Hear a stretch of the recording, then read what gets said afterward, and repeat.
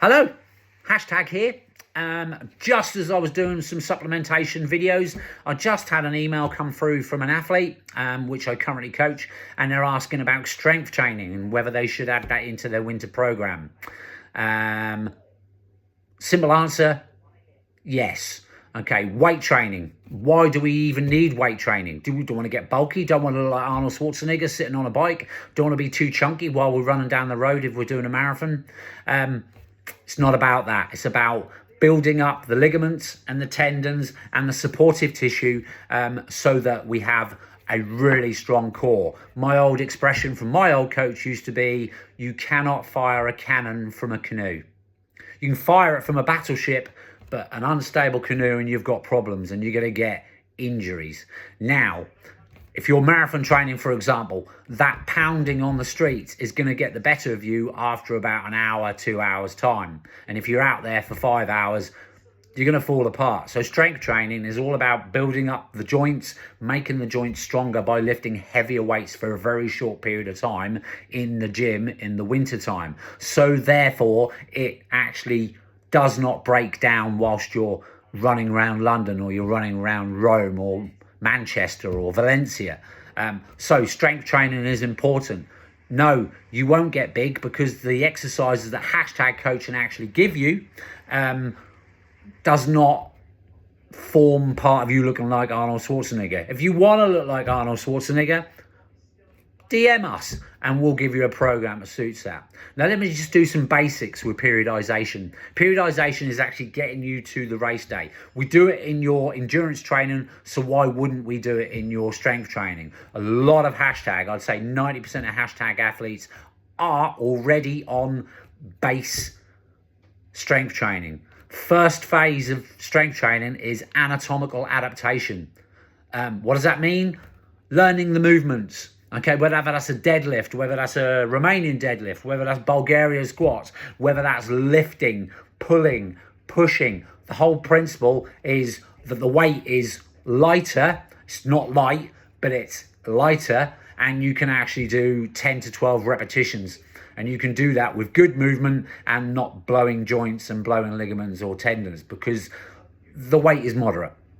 Okay, once you've got proficient in that, and that's what your coach is there for feedback, to actually work out whether you're actually doing well in that session, they'll take you on to phase 2 of periodization. And periodization number 2 is max power, is actually getting some strength actually into the joints. We've already established that the joints are stronger, the tendons and ligaments are thicker because that's what we did in the AA phase. Now we can start adding on the weight.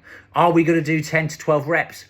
No, we're probably only going to do 5 or 6, or on legs maybe 8. Okay, but it's heavier and the load is there. If we started with max strength, I'd break you straight away. You'd get serious DOMs and you'd seriously be putting your bikes or your trainers or your swim kit on eBay in a few days' time because you can barely move.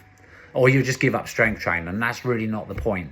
So we're doing max strength. We'll actually get some good strength underneath the body. Now, phase 3, somewhere in the distance, we're going to actually turn that into power. Now, the definition of power in fitness terms is strength times speed.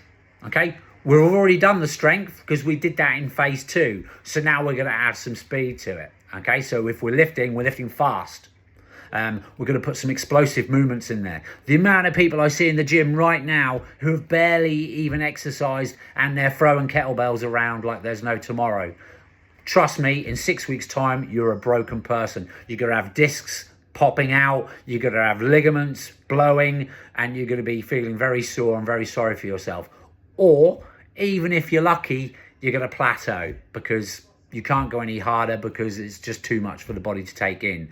But with the AA and with the max strength, you'll actually be able to develop yourself into that power phase. Then you're in the power phase, then you're getting close to your racing season when it's all about whether you should be swimming more, whether you should be running more, whether you should be cycling more. Okay, it depends what your sport is, but you need to do more of that sport than you actually need to do of gym work. So the question is, do you want to be a better athlete or do you want to be a better bodybuilder? Okay, so Something has to give. And instead of doing 2 or 3 gym sessions a week, we bring that down actually to probably only 1 gym session. Or even if there's a second gym session, that's probably just core work, abdominals, lower back muscles, stretching routine, a mobility routine. There's 75% of my athletes already on a mobility routine. Has your coach got your mobility routine sorted?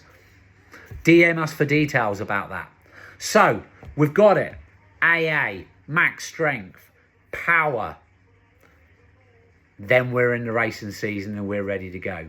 If you are unsure about anything in this video, or if you have further questions about anything in this video, then it's all about calling us, DMing us, sending us an email, which is the contact details are actually on the Hashtag Coaching website, or send me a message and I'll do my best to answer it. It doesn't cost a thing just to ask a question, and I'll answer as best I can. The amount of advice that I've given out free of charge is amazing, and I don't mind that. I really don't mind that. I'd rather you know than not know and get broken before you hit your race. 6 minutes, it was supposed to be 3, but it's 6 minutes, so I better go. Okay, ciao for now, let's crack on.